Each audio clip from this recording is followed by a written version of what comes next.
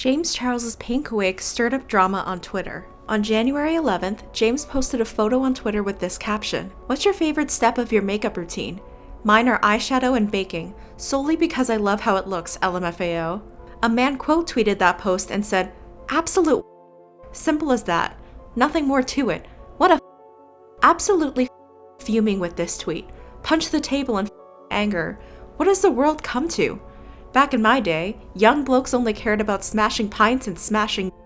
A couple of days later, on January 18th, someone tweeted this man and said, "Thoughts on this bird?" It's a photo of James Charles wearing makeup and a pink wig. The man didn't realize it was James and said, "She could have it, fella. Nothing wrong with pink hair.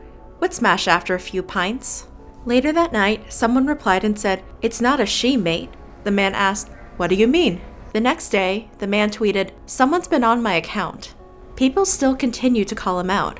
This person tweeted screenshots of both tweets and said, "Something don't add up, fella." Another person posted the same tweets and said, "I love Twitter."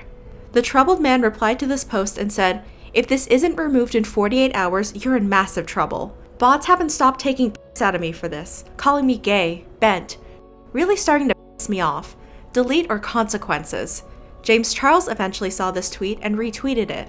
Sometime later, the troubled man posted an official statement. "On the 18th of January, I was the victim of large-scale deception and fraud. A man masquerading as a woman managed to fool me into stating I would tag him. This has shaken me to my core. Been feeling sick, upset, angry, gutted. I now can't show my face in public without receiving comments and speculation on my sexuality. This has to stop immediately. I would never tag a bloke. Never. James Charles should be in prison for fraud. I am the victim of a hoax designed to bring my sexuality into question. Anyone taking the piss out of me is getting reported to Twitter.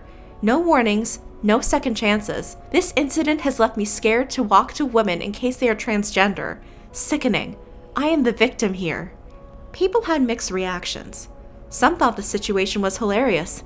"LMAO, I'm sorry, I just love how these guys be switching up. You said what you said and you meant what you meant, period." "I can't stop laughing, my dude. It's not that deep. You're mad because you thought he was a girl? It's 2019, LMAO. You've never seen a man in makeup and a wig before?" Shake my head.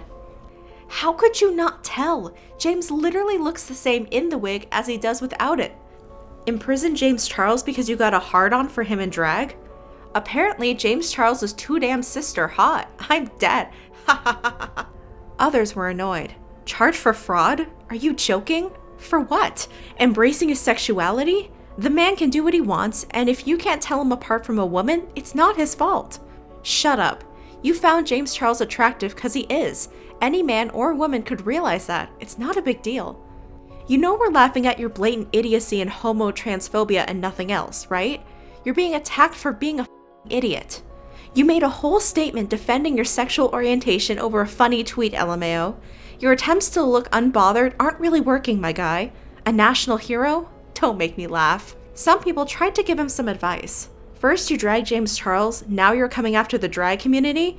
This will not end well for you. I recommend you hop off social media until the fire dies down. It's 2019, man. It's okay if you want to boys. Everyone's accepted. And, of course, some people defended the guy. James Charles is taunting you here, fella. Liking tweets like this is unacceptable. Doesn't care about the pain he's caused you. Ruthless.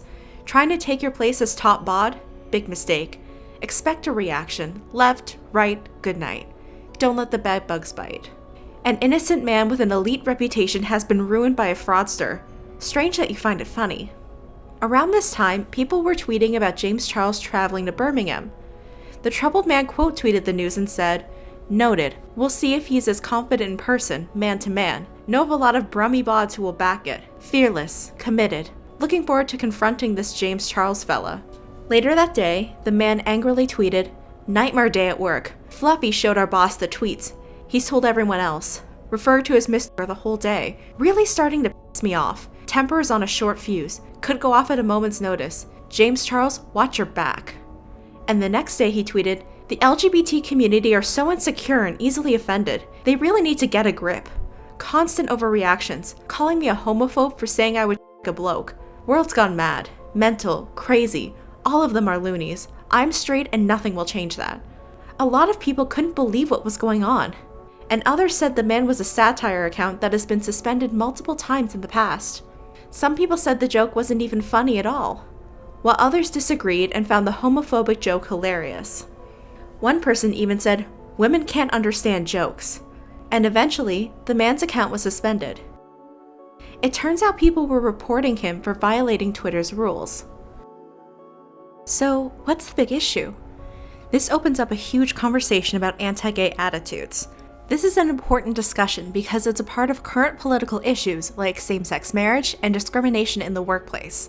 Did you know homosexuality is still illegal in 73 countries? Some countries even punish homosexual acts with the death penalty. And there's still some countries and US states that don't provide legal protection for LGBT employees. In fact, Bart Hester, a Republican Arkansas state senator, struck down local governments from passing their own anti-discrimination laws. And other states have religious freedom laws which allow business owners to refuse to work with or serve LGBT people because they oppose same-sex marriage and transgender people. So, how do people develop anti-gay attitudes? Before I go into the real answer, let's talk about the common misconception. Some argue that homophobia is a disease or disorder. This argument was popular after a 2015 case study in Italy suggested homophobic people may have psychotic personality traits. But a case study that concentrates on a small group of people does not reflect the general population. In fact, psychology professor Gregory Herrick explained the study is way too limited with lots of ambiguities. And John Mayer, a psychology professor, not the singer, says it's not helpful to talk about homophobia and attitude as a disorder. He explains, "The disease label is not particularly useful in either case. It's more productive to talk about attitudes, cultural teachings perhaps, personality traits that incline people to believe and behave one way or another, as opposed to using diagnostic labels." Which brings me to this next compelling research. So, what's the real reason why people develop anti-gay attitudes or homophobia? The obvious answers are extreme religious beliefs and parenting. Many religions teach you that homosexual acts are a sin, and parents pass down their beliefs on right and wrong. This can have a big influence on how we view LGBT people. And while not all religious people have extreme anti-gay views, we can't deny that what our parents teach us has an impact on who we become later in life. A team of psychologists and researchers from the University of Rochester, the University of Essex, and the University of California in Santa Barbara conducted a study that reveals people who are anti-gay are more likely to come from authoritarian homes. Professor Ronald Riggio explains that authoritarian parenting is characterized by adherence to rules, a dominating style, and a great deal of control. Children raised by authoritarian parents tend to become authoritarian themselves, both in their interpersonal relationships and as parents.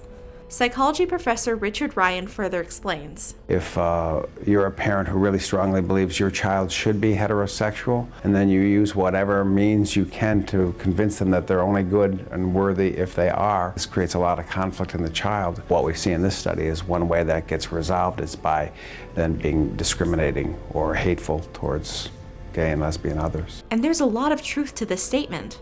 John Rich, another psychologist, explains, men who are overly constricted by their gender, whose fear of being ridiculed for behaviors that are not masculine enough, have an increased likelihood to release the tension from their repression in negative ways.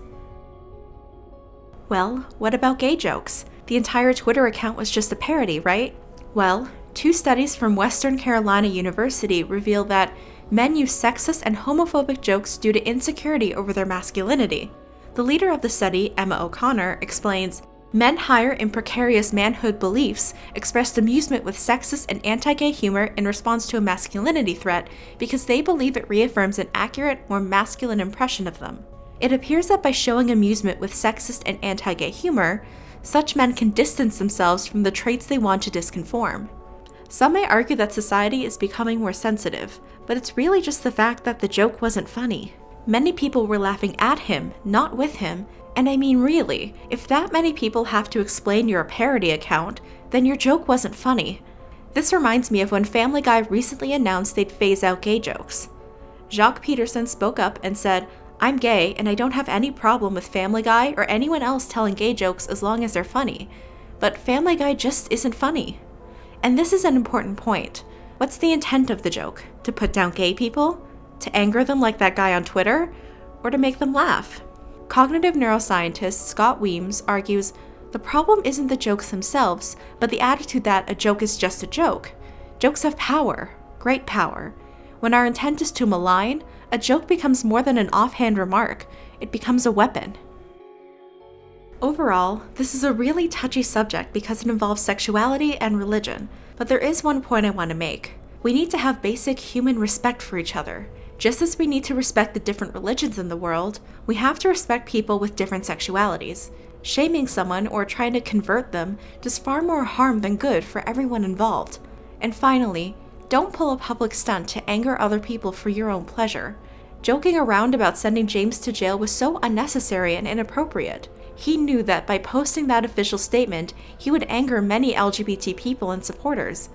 This is also known as put-down humor, basically being disrespectful to another person for the sake of seeming witty, cool, and funny. It's really unnecessary and cynical. As Peter Vida says, the underlying question is why? What does it get you? Does it make any difference that you might be hurting someone else? What do you think about this situation? Do you think it's okay to make anti-gay jokes? Let me know in the comments below.